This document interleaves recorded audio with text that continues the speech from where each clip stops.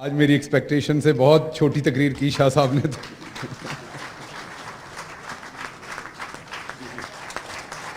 Thank you.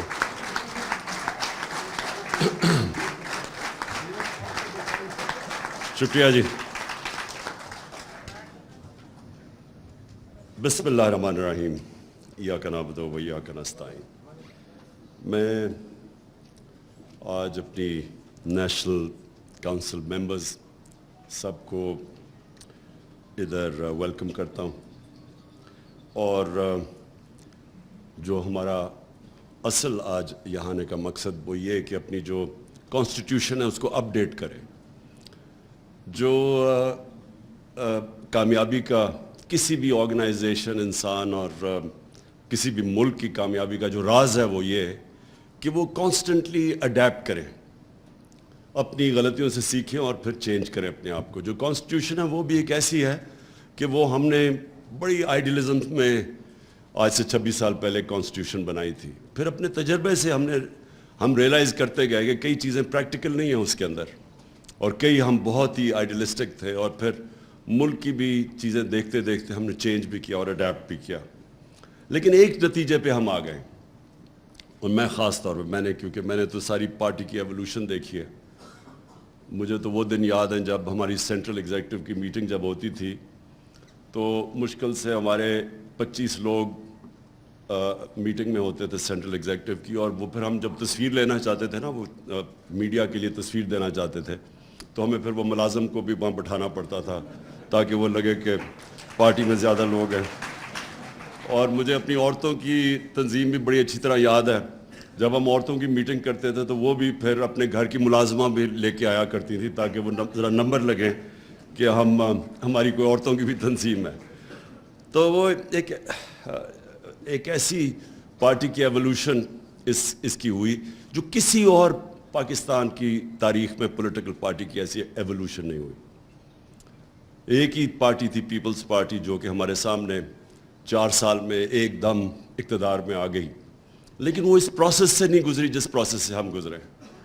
اور وہ جو 2 مین پارٹیز تھی، 2 پارٹی سسٹم، وہ ہمارے سامنے دونوں پارٹیز سکڑتی گئی ہیں. جو کہ فیڈرل پارٹیز تھی وہ چھوٹی ہوتی ہوتی اب رہ گئی ہیں پروونسز بھی، اس کے بھی ایک سینٹرل پنجاب میں رہ گئی ہے، انٹیریئر سندھ کی پارٹی رہ گئی ہے. تو ہمیں ان سے بھی سیکھنا چاہیے کہ کیا وجہ ہے. ایک انسان اپنی غلطیوں سے سیکھتا ہے، ایک دوسروں کی غلطیوں سے سیکھتا ہے. تو ہم نے جو سب سے چیز ریئلائز کی کہ پارٹی کبھی گرو کر ہی نہیں سکتی اگر وہ ادارہ نہیں بنتی اور اس میں میرٹ نہیں ہوتا. اور میرٹ تب آتا ہے جب پارٹی کے اندر الیکشنز ہوتے ہیں. اور ہمارا انفارچونیٹلی ہم نے بڑے ایمبیشس الیکشنز کروائے تھے. ایک بہت بڑا الیکشن کروایا 11 مہینے کا، اور اس کے اندر بڑی ہمیں مشکلات کے سامنا کرنا پڑا کیونکہ پاکستان میں کوئی پریسیڈنس ہی نہیں ہے الیکشنز کا پارٹی کے اندر. تو ہم نے اپنی طرف سے ایک پورا سسٹم ڈیولپ کرنے کی کوشش کی جو پوری طرح کامیاب نہیں ہوا. پھر ہم نے دوسری دفعہ ٹیکنالوجی کا استعمال کیا، وہ بھی انفارچونیٹلی وہ سسٹم ایسا تھا کہ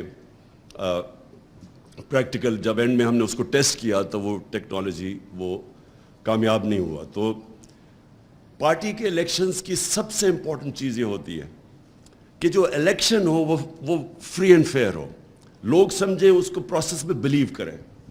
اگر آپ کا الیکٹرل پروسیس ٹھیک نہیں ہے تو بجائے وہ پارٹی کو مضبوط کرنے کی وہ کمزور کر دیتا ہے. آپس میں لڑائیاں ہو جاتی ہیں جب ایک بلیو ہی نہیں کرتے لوگ کہ یہ پروسیس ٹھیک ہوا، تو پھر اندر آپس میں پارٹی کے اندر ڈویژنز پیدا ہو جاتی ہیں، تو وہ بجائے پارٹی کو مضبوط کرنے کے کمزور کر دیتی ہے.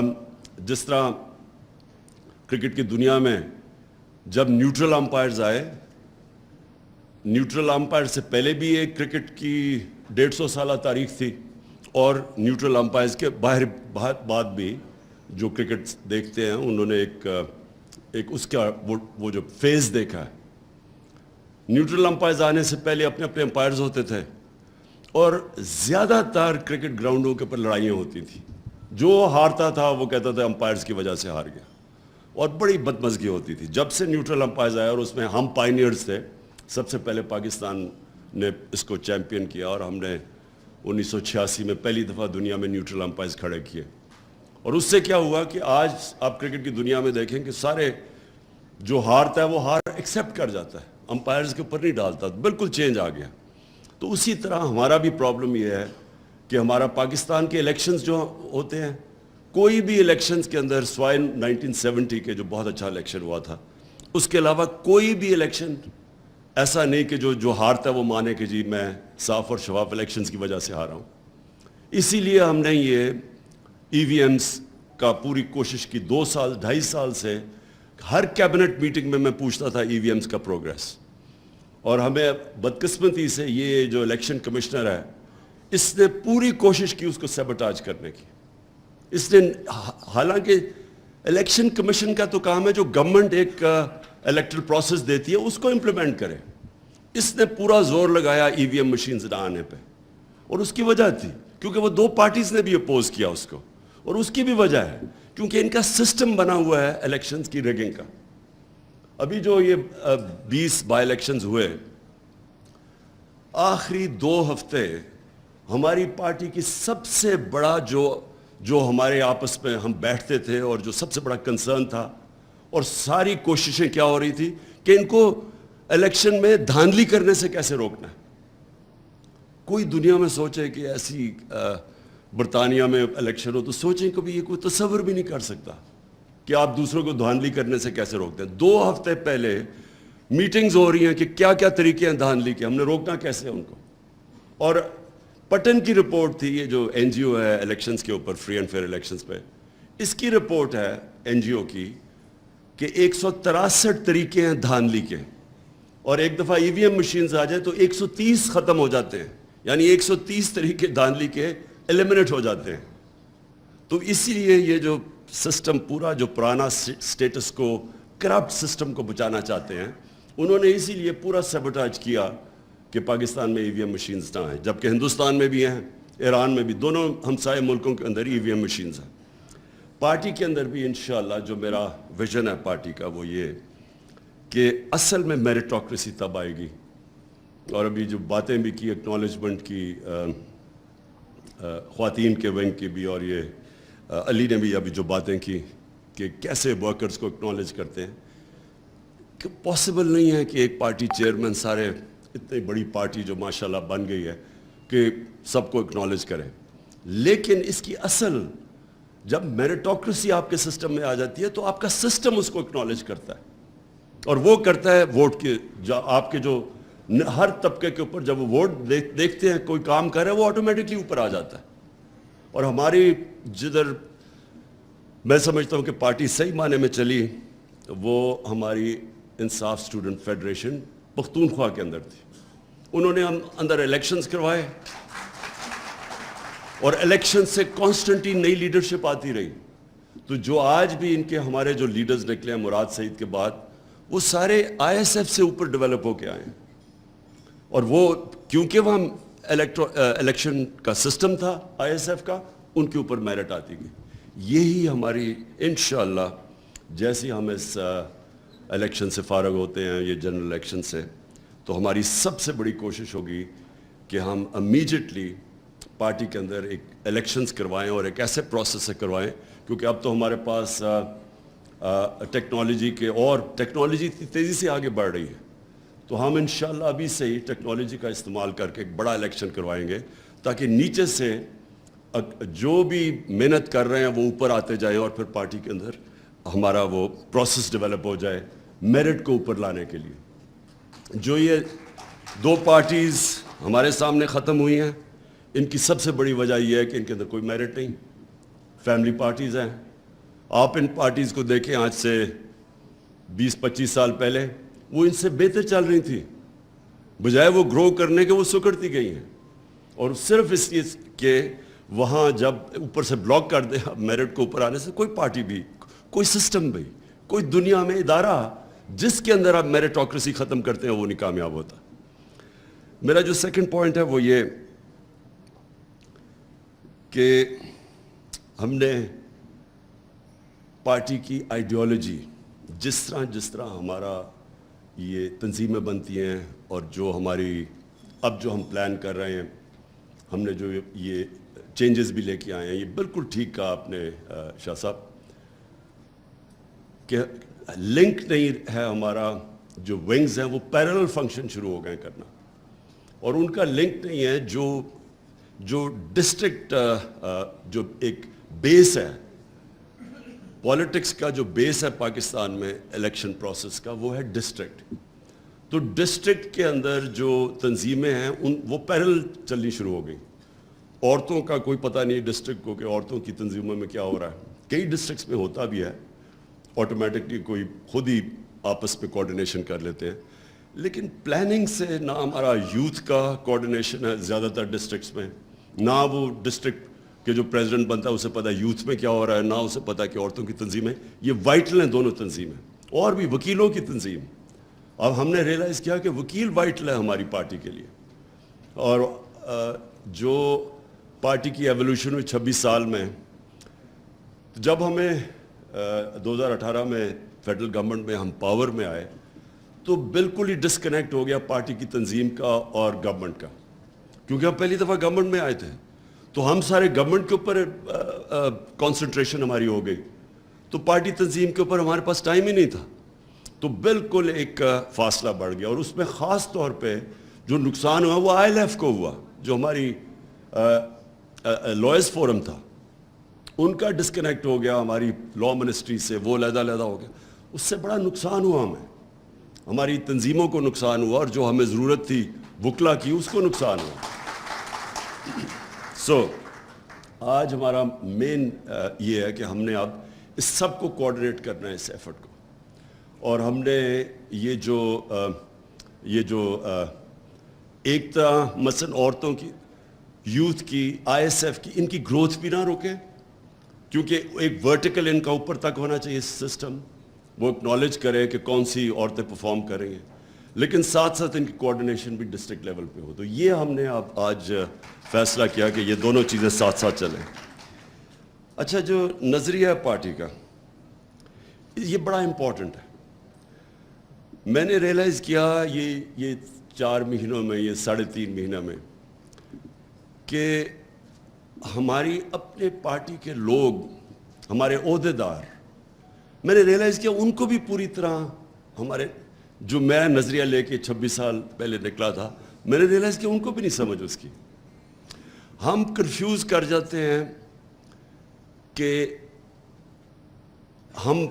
ہمارا پالیٹکس میں آنے کا مقصد کیا ہے, اسے کنفیوز کر دیتے ہیں جو کہ پاکستان میں پاور پالیٹکس ہے. پلیز یہ ریئلائز کریں, 2 مختلف چیزیں ہیں. پاکستان اگر آج مشکل میں پڑا ہوا ہے تو اس کی بہت بڑی وجہ ہماری پاور پالیٹکس ہے. پاور پالیٹکس کا مطلب کہ کوئی نظریہ نہیں ہے اس میں, وہ صرف ہوتا ہے پاور میں آنے کے لیے کیا کرو. یہ 2 پارٹیز آپ کے سامنے ایک گولڈن مثال ہے, ایگزامپل ہے کہ کیسے ان کے اندر ٹوٹل اپرچونزم ہے, پاور کے لیے کوئی نظریہ نہیں ہے ان کا. یہی 2 پارٹیز کب سے 88 سے ایک دوسرے کو برا بھلا کہہ رہی ہیں, اور برا بھلا یہ نہیں کہہ رہی کہ نظریاتی ان کے کوئی اختلافات ہیں. ان کا صرف ایک ہی ہے کہ وہ ایک کہتی تھی وہ چور ہے, دوسرا کہتے تھے دوسرا چور ہے. یہ بڑے سیریس ایلیگیشنز ہیں. کرپشن کے کیسز انہوں نے ایک دوسرے کے اوپر بنائے تھے. یہ کہہ رہی تھی کہ یہ نواز شریف نے یہ ہدایبہ پیپر مل میں منی لانڈرنگ کی, یہ کیس پیپلز پارٹی نے بنایا تھا. اور یہ سرے محل کا کیس اور جو $60 ملین پڑا ہوا تھا زرداری کا سوئٹزرلینڈ میں, یہ نون لیگ نے کیس بنائے تھے. تو یعنی 2 پارٹیز ایک دوسرے کو یہ نہیں کہہ رہی کہ ہمارا نظریاتی اختلاف ہے, یہ دونوں ایک دوسرے کو کہہ رہی تھی کہ انہوں نے پاکستان کی عوام کا پیسہ چوری کیا ہے. یہ سیریس ایلیگیشن ہے. اور ہوا کیا کہ جیسے ہی یہ واپس آئے 2008 میں, چارٹر آف ڈیموکریسی کے نام پہ دونوں نے فیصلہ کیا کہ ہماری 2 دفعہ گورنمنٹس گئی ہیں کرپشن کے اوپر, تو ہم پاگل ہیں کہ ایک دوسرے کو ہم نقصان پہنچا رہے ہیں. دونوں نے مل گئے, 10 سال انہوں نے مل کے ملک کو لوٹا, اور کوئی ان کی آئیڈیالوجی نہیں تھی, صرف پیسہ پرزرو کرنا تھا. پیسہ بناؤ اور پرزرو کرو. اور یہ آج آپ کے سامنے اور ہی کلیئر آ گیا کہ وہ جو ایک دوسرے کے خلاف تھے سب اکٹھے ہو گئے ہمارے خلاف, تحریک انصاف کے خلاف سب اکٹھے. کوئی نظریات نہیں ہے اس میں, صرف انٹرسٹ ہے.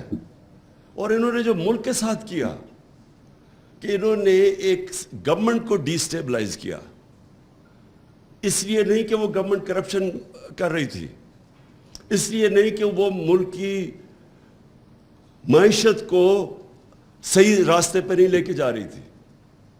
مہنگائی کا انہوں نے استعمال کیا کہ جی مہنگائی کی وجہ سے ہم گورنمنٹ کرانا چاہتے ہیں, عوام بڑی مشکل میں. اور جو اللہ, کیونکہ اللہ الحق ہے, سچ کا خدا ہے, اس نے ساری قوم کے سامنے یہ اپرچونزم کی سیاست ایکسپوز کر کے رکھ دی. یہ جو 4 مہینے میں 3.5 مہینے میں انہوں نے کیا ہے, یہ اب واضح ہے کہ نہ ان کا انٹرسٹ تھا اکانومی, نہ ان کا انٹرسٹ تھا مہنگائی, صرف ایک انٹرسٹ تھا NRO لینا. کوئی تیاری نہیں تھی ان کی. یعنی اگر انہوں نے پاور میں آنا ہی تھا اور اتنی سازش کر کے, تو کم از کم کوئی تیاری تو کرتے اکانومی کو ٹھیک کرنے کے لیے, کوئی روڈ میپ لے کے آتے, کوئی پلان کرتے کہ ہاں ہم آئیں گے. آتے ساتھ ہی وہ مفتاح اسماعیل بیٹھتا اور کہتا کہ یہ ہم کریں گے اور اس طرح ہم اپنی اکانومی کو سٹیبلائز کریں گے یا اٹھائیں گے. کوئی پلان نہیں تھا. پلان صرف ایک تھا, اسمبلی میں انہوں نے کیسے امینڈمنٹ پاس کر کے تو نیب کے قانون کو امینڈ کرنا تھا, اور 1100 ارب روپیہ. یہ امیجن کریں کہ قوم ان 3.5 مہینے میں مہنگائی میں ڈوب گئی ہے, اکانومی بالکل ڈیفالٹ کی طرف جا رہی ہے.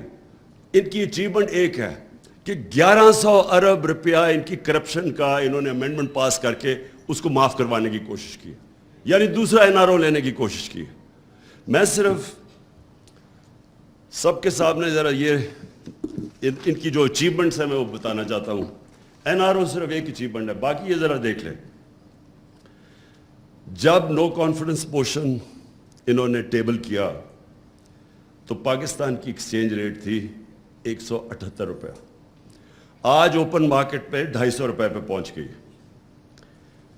انٹرسٹ ریٹ, یہ بڑا امپورٹنٹ ہے انٹرسٹ ریٹ, کیونکہ بزنس ایکٹیویٹی چلتی, جتنا آپ انٹرسٹ بڑھاتے جائیں بزنس ایکٹیویٹی کم ہو جاتی ہے, لوگوں کے پاس پیسہ نہیں ہوتا انویسٹ کرنے میں. 11% تھا مارچ میں, آج ہے 15.5%. جو ہماری ٹیکس کلیکشن تھی, ریکارڈ ٹیکس کلیکشن ہوئی پاکستان کی تاریخ میں. ہماری جو ٹیکس کلیکشن کی گروتھ ریٹ تھی مارچ میں وہ 32% تھی.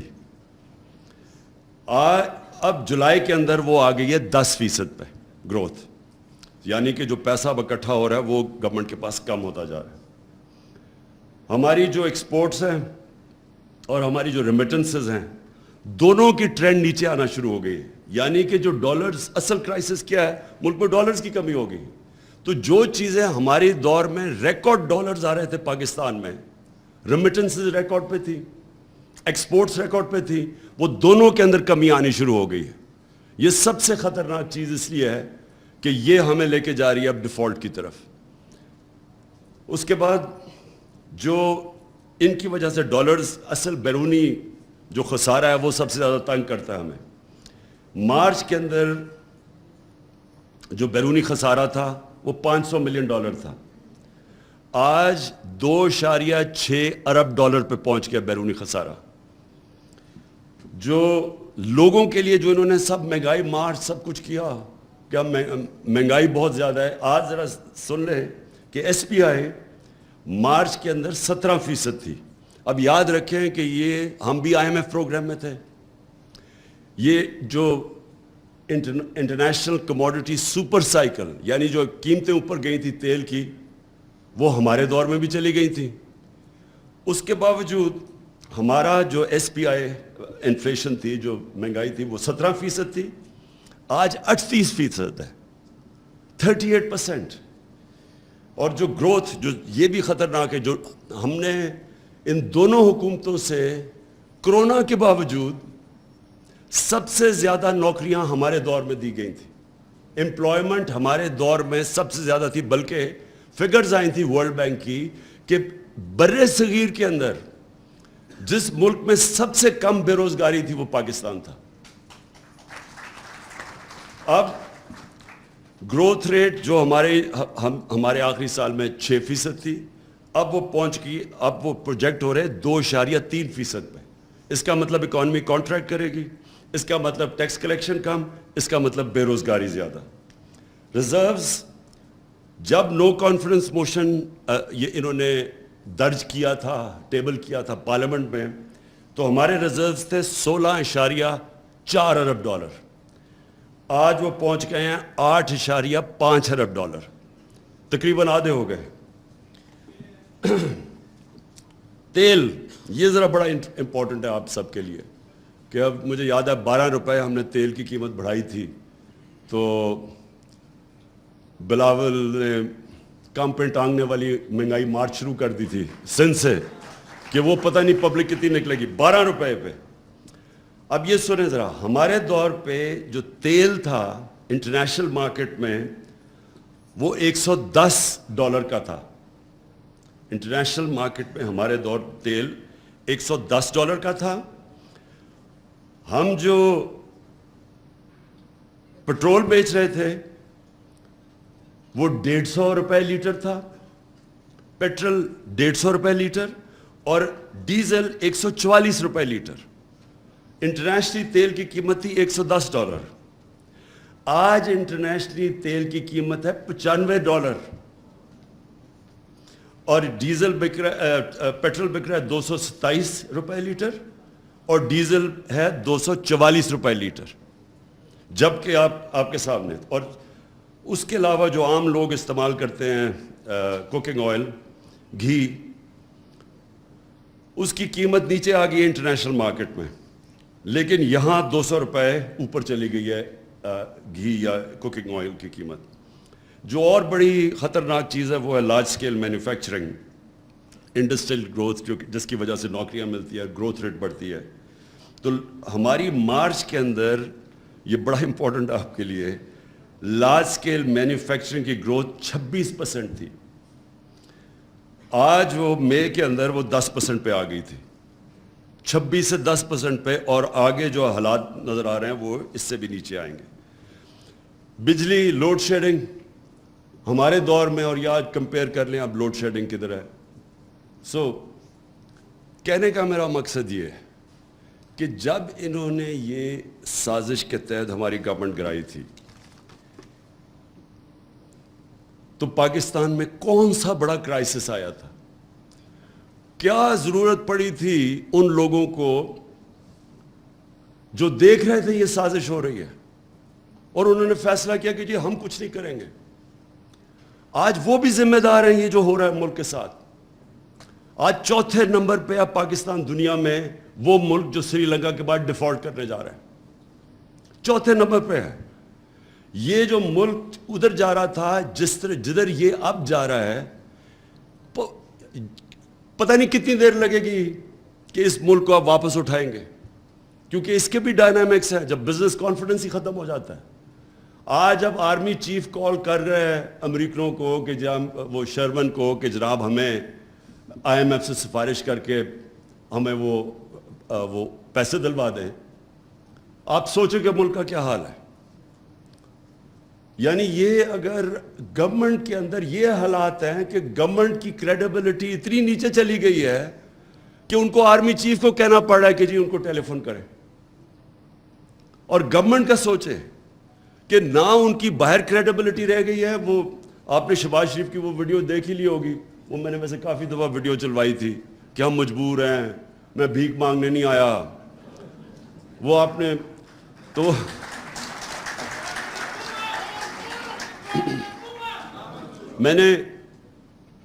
مجھے خوشی یہ ہوئی کہ یہاں کئی ایسے لوگ تھے جو سمجھتے تھے کہ وہ اشتہار دیکھ کے نا، کیونکہ شہباز شریف نے 50 ارب روپیہ تو اشتہاروں پہ ہی خرچ کیا تھا، وہ اشتہار دیکھ کے یہ سمجھتے تھے کہ اس سے بڑا جینیس آیا ہی نہیں ہے کبھی پاکستان میں. وہ یہاں ایسے لوگ تھے. اب وہ میں سوچتا ہوں کہ جو حالات کیے ہیں اللہ وہ سچ والا خدا، اس نے زیادہ دیر نہیں اس کی اصلیت بتا دی پبلک کو کہ اصل میں اصلیت کیا ہے. اصلیت یہ ہے ان کی کہ نہ انہوں نے آج تک کبھی اس ملک کی اکانومی کو اٹھایا ہے، نہ انہوں نے اس ملک کے اندر کبھی بھی کوئی اصلاحات کی ہیں. نہ انہوں نے کبھی ملک کے فیوچر کا سوچا. یہ ہم پہلی دفعہ ہماری گورنمنٹ تھی جس نے بلین ٹری سونامی شروع کی, درخت ماحولیت کا سوچا. کسی نے سوچا ہی نہیں تھا ماحولیت کا. یہاں ماحولیت کا سوچنا تو دور کی بات ہے, انہوں نے جو پرانے ہم انگریز کے بنائے ہوئے تھے جنگل وہی کٹوا دیے. وہ جو چھانگا مانگا جنگل ہمیں اپنی بچپن میں یاد ہے, وہ چیچا وطنی, یہ ادھر جنگل تھا ہمارا کندیا میں, میاں والی میں, یہ سارے جنگل ختم ہو گئے ان کے دور میں. کوئی کسی نے نہ پلاننگ کی کہ آگے ہمارے آنے والی جنریشنز کے لیے کیا ہے. 50 سال میں کوئی ڈیمز ہی نہیں بنی. یہ پہلی دفعہ ہماری گورنمنٹ نے آ کے آگے سوچا فیوچر جنریشنز کا, کیونکہ انہوں نے کبھی بھی آگے نہیں سوچا. یہ جو آج بجلی کا کرائسس آیا ہوا ہے, انہوں نے یہی نہیں سوچا کہ ہم اپنے جو بجلی بنائیں وہ اپنی لوکل ریسورس پانی پہ بنائیں جدھر ہماری ایڈوانٹیج ہے. انہوں نے بجلی وہ کمیشنز کے اوپر باہر سے امپورٹڈ فیول کے اوپر بنا دی. اب پیسہ ہی نہیں ہے امپورٹڈ فیولز, یعنی کوئلہ, LNG, جو تیل ہے, ہمارے پاس پیسہ ہی نہیں ہے, فورن ایکسچینج ہی نہیں ہے کہ وہ امپورٹ کرے. تو بجلی گھر بنے ہوئے ہیں, ان کے پیسہ بھی ہم دے رہے ہیں, کیپیسٹی پیمنٹس. بجلی بنائیں یا نہ بنائیں ہم ان کو پیسے دے رہے ہیں, لیکن ہمارے پاس پیسہ ہی نہیں ان کو چلانے کے لیے. لہٰذا لوڈ شیڈنگ کی سارے ریکارڈ ٹوٹ گئے. یہ وہ لوگ ہیں, یہ دونوں پارٹیز. آپ 90s میں دیکھیں, ڈاکٹر عشرت حسین نے کتاب لکھی ہوئی ہے, اس کتاب میں انہوں نے بتایا ہے کہ کیسے ہندوستان پھر بنگلہ دیش 90s کے بعد ہمارے سے دونوں ملک آگے نکل گئے. اور وہ کیوں نکلے؟ وہ اس لیے نکلے کہ وہاں پھر ان کی گورنمنٹس ٹھیک ہو گئی اور ہمارے یہ دو فیملیز آگے ملک کو لوٹنے کے لیے.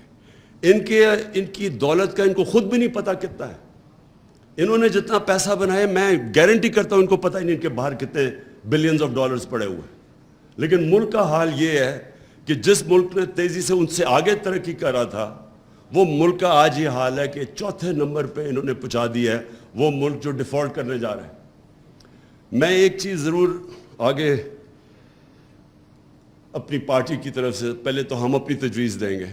دیکھیں, کبھی بھی اس ملک کے اندر ہمیں کبھی اجازت نہیں دینی چاہیے کوئی اس ملک کی قیادت کرے جس کا سب کچھ پاکستان میں نہ ہو. یہ کیا وجہ ہے کہ آپ پاکستان کے پرائم منسٹر بننا چاہتے ہیں, وزیر بننا چاہتے ہیں, پیسہ آپ نے ملک سے باہر رکھا ہوا ہے. بچے کہتے ہیں ہم پاکستان کے شہری نہیں ہیں, ہم برٹش پاسپورٹ ہولڈر ہیں, اس لیے جواب دہ نہیں ہیں. اربوں روپے کی پراپرٹیز میں یہ رہتے ہیں وہاں. جو یہ حسن, کیونکہ میں تو لندن جانتا ہوں, جو پراپرٹیز میں یہ رہتے ہیں وہ بلینز کے اندر ہے. میں آپ کو گارنٹی کرتا ہوں کہ برطانیہ کا کوئی پرائم منسٹر افورڈ نہیں کر سکتا ان علاقوں میں رہنے میں جدھر یہ اور اس کے بچے رہ رہے ہیں. برطانیہ کا 6 کروڑ آبادی ہے, ہماری 22 کروڑ ہے, اس کی 6 کروڑ, ان کا 50 گنا زیادہ ہمارے سے GDP ہے. ان کی سالانہ آمدنی 50 گنا ہمارے سے زیادہ ہے. ان کا کوئی پرائم منسٹر نہیں رہ سکتا مے فیئر اور ہائیڈ پارک میں جس طرح یہ نواز شریف اور اس کے بچے رہ رہے ہیں, اور ایک نہیں بتا سکتے کہ پیسہ کیسے گیا پاکستان سے باہر. تو کیا وجہ ہے کہ ہمارا ملک, کہ ہمارے ملک کی لیڈرشپ, ایلیٹ ملک سے باہر سارا پیسہ باہر رکھتے ہیں, باہر پراپرٹیز ہیں, باہر آف شور اکاؤنٹس ہیں, اور ملک کی قیادت بھی کرنا چاہتے ہیں. اگر آپ کے پاس آج باہر, آپ ملک کے باہر پیسہ رکھا ہوا ہے تو 3 وجوہات ہیں. ایک کہ چوری کا پیسہ, کرپشن کا پیسہ ہے, آپ کو چھپانا پڑتا ہے, کیونکہ اگر آپ ملک میں رکھیں گے تو وہ نظر آ جائے گا, اس لیے آپ کو ملک سے باہر بھیجنا پڑتا ہے. زیادہ تر ڈیولپنگ ورلڈ کے اندر ایلیٹس اس طرح پیسہ باہر بھیجتی ہیں, کیونکہ وہ اربوں میں جب پیسہ بناتی ہیں تو وہ تو بستر کے نیچے نہیں چھپ سکتا. وہ کبھی کبھی کوئی, وہ جس طرح کوئی سندھی پولیٹیشین تھا, اس کے گھر کے اندر ہی سونا پتہ نہیں کتنا ملا, عموماً وہ باہر بھیج دیتے ہیں پیسہ. یا پھر آپ ٹیکس بچانا چاہتے ہیں اس لیے آپ پیسہ باہر بھیج دیتے ہیں, یہ بھی بڑے بزنسز بھیجتی ہیں. لیکن تیسرا ایک کیٹیگری ہے جو ایک سمجھتی ہے کہ پاکستان چلے گا ہی نہیں آگے, یعنی پاکستان کسی ٹائم پہ بینکرپٹ ہو سکتا ہے. جو لوگ قیادت میں آ کے بلیو ہی نہیں کرتے پاکستان میں, کیونکہ اس لیے وہ انشورنس پالیسی میں پیسہ باہر بھیج دیتے, تو ان کو کیا حق ہے اس ملک کی قیادت کرنے کا؟ اس ملک کی قیادت اس کو کرنی چاہیے ان لوگوں کو جن کا سب کچھ پاکستان میں ہو, سٹیک پاکستان میں ہو, جینا مرنا پاکستان میں ہو. اور یہ آپ سے نہیں ہے, یہ ہماری بڑی بدقسمتی ہے کہ ہم نے اپنی آنکھوں کے سامنے دیکھا کہ یہاں کی لیڈرشپ کھلے عام لنڈن کے اندر پراپرٹیز لینی شروع کر دی. اور یہ نہیں, وزیروں کی بھی پراپرٹیز ہیں باہر, پھر بزنسز بھی پراپرٹیز باہر لے جاتے ہیں, ہمارے بڑے بڑے ایکسپورٹرز وہ بھی پھر باہر پراپرٹیز لے جاتے ہیں. اور یہ آج سب سے بڑا کرائسس ہے, ڈالر کا کرائسس آیا ہوا ہے. تو دوسروں کو کہہ رہے ہیں کہ پاکستان میں پیسہ لے کے آؤ. سب سے بڑا ایسٹ پاکستان کا اوورسیز پاکستانی ہے. ان کو ہم کہہ رہے ہیں پاکستان پیسہ لے کے آؤ, اپنا پیسہ باہر لے کے جا رہے ہیں. اس وقت پاکستان کس کے اوپر چل رہا ہے؟ ہمارے بیرون ملک پاکستانی جو کہ دن 15 گھنٹے کام کر کے پیسہ پاکستان بھیجتے ہیں, ریمیٹنسز. ہمارا جو ورکر ہے وہ جا کے محنت کش جا کے پیسہ پاکستان بھیجتا ہے.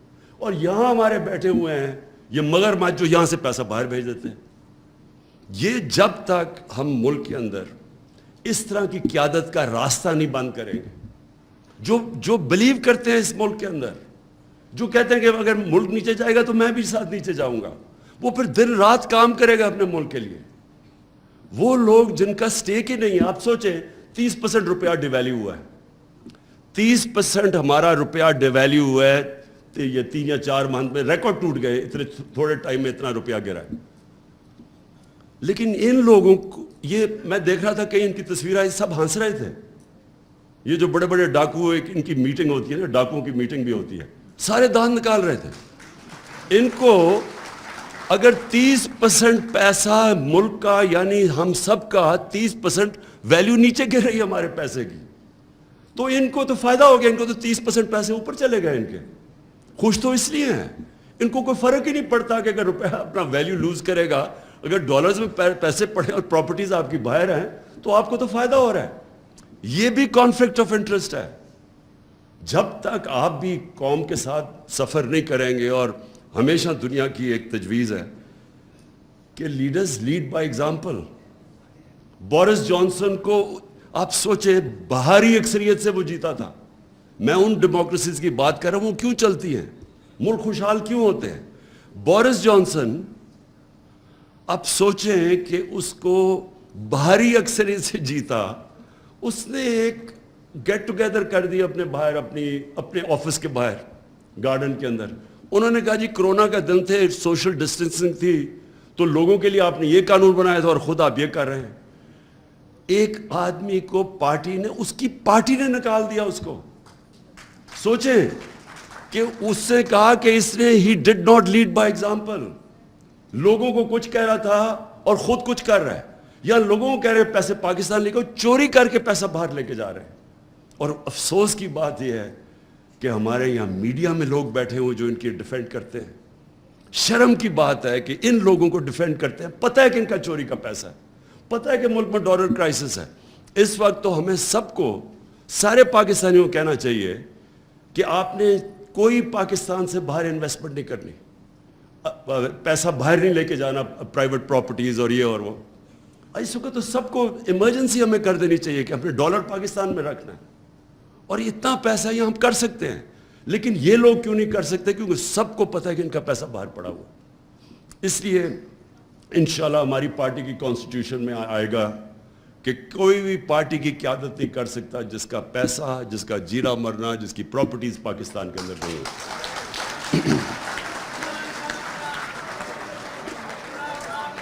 میں آخر میں جی, میں پھر سے آپ کی جو آئیڈیالوجی جو پارٹی کی ہے اس کے اوپر میں آنا چاہتا ہوں. دیکھیں, 2 طرح کی جو علی نے بات کی, ہم نے اپنے کارکنوں کو نچلی سٹیج کے اوپر سمجھانا ہے. 2 قسم کی پالیٹکس ہے جو میں پھر سے آتا ہوں. ایک ہے پاور پالیٹکس. پاور پالیٹکس ہے پاور میں آ کے ذات کے لیے سب کچھ کرنا, اپنا ڈپٹی کمشنر, اپنا تھانے دار رکھوانا, یہ جو پرانی سوچ ہے یہ.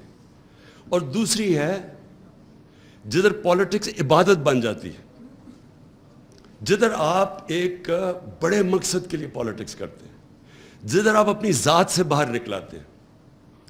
یہ جو ہے ہم نے اپنے کارکنوں کے اندر, اپنے اور انشاءاللہ اپنے بچوں کے اندر یہ فیڈ کر دینی ہے. میں نے یہ فیصلہ کیا کہ ہم نے اپنی پارٹی کی آئیڈیالوجی کے اوپر پورا اب زور لگانا ہے.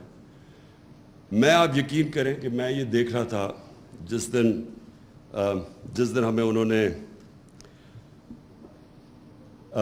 میں یہ جب اپنے ادھر پرائم منسٹر ہاؤس سے اپنی ڈائری پکڑ کے جب میں گھر گیا تو میں نے اگلے دن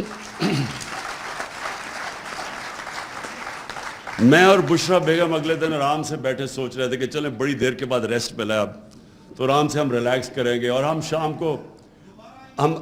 شام کو رات کو بڑی دیر کے بعد فلمیں دیکھ رہے تھے, کوئی ٹی وی بھی دیکھ رہے تھے. تو ایک دم میں نے فون بھی نہیں میں دیکھ رہا تھا, اس لیے کہ جب میری تو زندگی گزری ہے نا اونچ نیچ میں, ہارتے ہیں تو آپ کیا ہوتا ہے, جیتتے ہیں آپ کیا ہوتا ہے, ہارتے ہیں آپ کے رشتہ دار بھی آپ سے منہ پھیر لیتے ہیں, جیتتے ہیں تو آپ کی ساری دنیا آپ کے پاس آ جاتی ہے. اور تو میں نے تو ساری زندگی یہ دیکھا ہے. تو میں نے سوچا کہ چلے آفس سے آ گئے ہیں تو آج بڑا کیا فائدہ فون دیکھنے کا, کیونکہ وہ سارے ہی خوش ہو رہے ہوں گے لوگ اندر سے جو ہمارے دشمن ہیں. تو ایسی میں نے فون دیکھا کوئی 11 بجے تک, میں اس فون کے اوپر دیکھ رہا ہوں کہ پبلک سڑکوں کے اوپر نکلی ہوئی ہے. اس کے بعد تھوڑی دیر کے بعد ٹی وی لگایا, ہم نے ٹی وی کے اندر دیکھا کہ پبلک, تو جو پبلک نکلی اس دن, میں آپ یقین کریں کہ ساری میری جو سٹرگل ہے سب سے زیادہ خوشی مجھے اس دن اس لیے ہوئی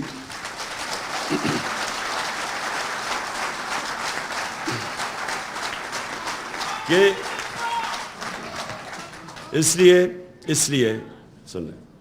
لیے کہ دیکھیں کامیابی کیا ہوتی ہے. میرے لیے کامیابی کیا ہے؟ میرے لیے کامیابی پرائم منسٹر ہاؤس. میں یہ شاہ محمود کو کہتا ہوں کہ میں زندگی میں کبھی اتنی مشکل نہیں گزاری جو 3.5 سال میں نے گزاری تھی. یعنی اتنا مشکل تھا وہ, کیونکہ ہر روز کوئی نیا مسئلہ آ جاتا تھا اور کوئی چھٹیاں نہیں تھی. 5 دن گھر سے باہر رات کو کھانے بھی کھائے 3.5 سال میں, کئی چھٹیاں, ہالیڈیز کچھ نہیں. لیکن یہ جو مجھے خوشی ملی کہ جب آپ دیکھتے ہیں کہ آپ کی قوم کے اندر شعور آ گیا ہے, جب ایک ہجوم قوم بن گئی ہے, یہ مجھے خوشی ملی کہ دیکھیں پاکستان کو پتہ ہی نہیں کہ پاکستان کتنا طاقتور اللہ نے بنایا. ہمیں اپنی طاقت کا ہی نہیں پتا. ہم وہ لوگ ہیں جن کو سمجھ ہی نہیں ہے کہ یہ کتنی بڑی نعمت ہے یہ ملک. ہم وہ ہیں جن کے اندر کوئی کبھی سمجھ نہیں آئی نظریہ پاکستان کیا تھا. پاکستان کا مطلب کیا, لا الہ الا اللہ, اور لا الہ الا اللہ کا راستہ وہ ہے اور ہم اس راستے پہ نکلے ہوئے ہیں. جو قوم کیسے بننی تھی, تیرا میرا رشتہ کیا, لا الہ الا اللہ. کیونکہ وہ کیا تھا کہ وہ قوم کو اکٹھا, جب آپ کا نظریہ ہوگا تو آپ نیشن بنیں گے نا. نظریہ تو وہ ہے, سمپل نظریہ ہے ہمارا.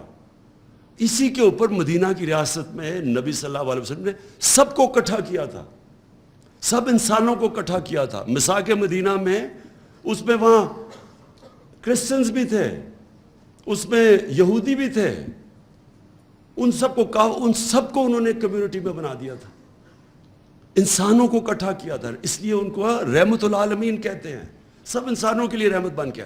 ہم نے کبھی اس کے اوپر کوئی تبصرہ کیا, نہ سوچا کہ یہ کیوں بنا تھا ملک, کیوں ہندوستان کے مسلمانوں نے پاکستان کو ووٹ دی تھی, کیونکہ وہ ایک بڑا پاکستان کا, اس کے اوپر آئے نہیں. اور آہستہ آہستہ ہم ادھر نکل گئے جدھر یہ جو آج ہمارے حالات ہیں. اس سے ہم نکلیں گے یہ نظریے کی وجہ سے, جب پاکستانی یہ ریلائز کر لیں گے کہ ہم ایک بڑے مقصد کے لیے بنے تھے اور ہم ایک قوم ہیں. تو قوموں کے لیے یہ قرضہ اتارنا کوئی مشکل کام نہیں ہے. آپ کے اس وقت 1 کروڑ باہر پاکستانی ہیں, 1 کروڑ ہم باہر پاکستانی. جس دن ہم نے ان کو موبلائز کر لیا, یہ قرضہ آسانی سے آپ کا اتر جائے گا. کیونکہ میں تو جانتا ہوں پاکستانیوں کو, بار میرا سب سے زیادہ کنیکشن ہے. وہ لوگ ہیں جو کہ ہمیں شارٹ ٹرم کے اندر یہ جو ڈالر ڈیفیسٹ ہے ہمارا وہ اتار دیں گے, لیکن وہ تب جب ان کو پرائیڈ ہوگی اپنے ملک سے. اس وقت ان کو ملک نہیں نظر آتا. یہ جب اوپر چور سارے اکٹھے دیکھتے ہیں, روگز گیلری کو اکٹھا دیکھتے ہیں آپ, تو قوم نہیں لگتی, لوگ ڈر جاتے ہیں. ریمیٹنسز گر رہی ہیں ہماری, کیونکہ ان کا کانفیڈنس چلا گیا. روشن ڈیجیٹل پاکستان میں جو گرو کر رہا تھا وہ نیچے چلا گیا. بیرون ملک پاکستانی کانفیڈنس نہیں ہے اس وقت. یہ جب کانفیڈنس آ گیا آپ یقین کریں کہ یہ ہم سارے کرائسس سے نکل جائیں گے. اس لیے انشاءاللہ ہم نے اپنی آئیڈیالوجی لوگوں کو بتانی ہے. میں نے جب یہ کیمرے جاتے ہیں, جب ہم کال دیتے ہیں, یہ کبھی بھی نہیں ہوا پاکستان میں, کال دیتے ہیں پبلک سڑکوں پہ آ جاتی ہے. وہ جب یہ الیکشن کا سپریم کورٹ نے رزلٹ آیا تو ہم 9:30 بجے تھے رات کے. میں نے سوچا اب چلو کل انوائٹ کرتے ہیں لوگوں کو ہم سیلیبریشن کے لیے. وہ میں جب تک گھر پہنچا ہوں تو میں دیکھا وہ ساری پبلک خود ہی سڑکوں کے اوپر آ گئی. تو یہ ملک, تو یہ قوم بننے جا رہی ہے, قوم بننے جا رہے ہیں. اور یہ ہے سب سے خوشائن چیز. آج ہم نے اپنی تنظیمیں اس لیے بنانی ہیں کہ اس وقت سب سے بہتر ٹائم ہے اپنی پارٹی کو منظم کیا جائے. ہم نے 26 سال میں منظم کرنے کی نہیں کوشش کی. ہماری جو کانسنٹریشن تھی وہ ہم تحریک تو چلا دیتے تھے لیکن پارٹی نہیں بنتی تھی, کیونکہ ہم نے کبھی بھی ایک کنسرٹڈ ایفرٹ پارٹی بنانے کی نہیں کی. اور جب پارٹی بنتی ہے اس کی نظریہ ہمیشہ سامنے ہوتا ہے. پارٹیز نظریے پہ بنتی ہیں. تو نظریہ تو اب ایسا ہے, میں نے جب وہ دیکھا وہ کیمرہ لے کے جاتا ہے کراؤڈ کے اندر, یہ جو پبلک نکلتی ہے خود ہی سڑکوں پہ, تو میں دیکھتا ہوں کہ چھوٹے چھوٹے بچوں کو بھی ہمارا نظریہ کا پتہ چل گیا. ہمارے چھوٹے بچوں کے سامنے جب وہ مائک لے کے جاتے ہیں تو میں حیران ہوتا ہوں کہ وہ بھی سمجھ گئے ہیں کہ لا الہ الا اللہ پاکستان کا مطلب. لیکن بدقسمتی سے میری پارٹی کو ابھی تک پوری طرح میرا نظریہ نہیں پتہ چلا. تو اس لیے میں نے یہ فیصلہ کیا کہ پارٹی کو منظم کریں ہم, اور انشاءاللہ پھر ان کی نظریاتی طور پہ اس کو مضبوط کریں, اور انشاءاللہ اس اگلی الیکشن کے اندر 2/3 اکثریت لیے کے لیے. جو الیکشن کمیشن کے اوپر 2 اب پاکستان کی اسمبلیز نے ریزولوشن پاس کیے ہیں کہ کوئی کانفیڈنس نہیں ہے ان کے اوپر, اس الیکشن کمیشن کے اوپر. اور پختونخوا کی اسمبلی نے آج پاس کیا ہے, پنجاب اسمبلی نے کل پاس کیا. اس کا مطلب کہ تقریباً 80% پاکستان کی آبادی کوئی اس الیکشن کمیشن کے اوپر کانفیڈنس نہیں ہے. سن لیں, میں انشاءاللہ میں آپ سب کو, ہم نے ایک پرامن جمعرات کو دوپہر کو ہم نے الیکشن کمیشن کے سامنے پروٹیسٹ کرنا ہے کہ یہ ریزائن کریں, کیونکہ جب 80% پاکستان کی جو آبادی کو ریپرزینٹ کرتے ہیں ان کو کانفیڈنس نہیں ہے, کوئی کسی صورت اس الیکشن کمیشن کو اگلے الیکشنز کنڈکٹ نہیں کرنے چاہیے.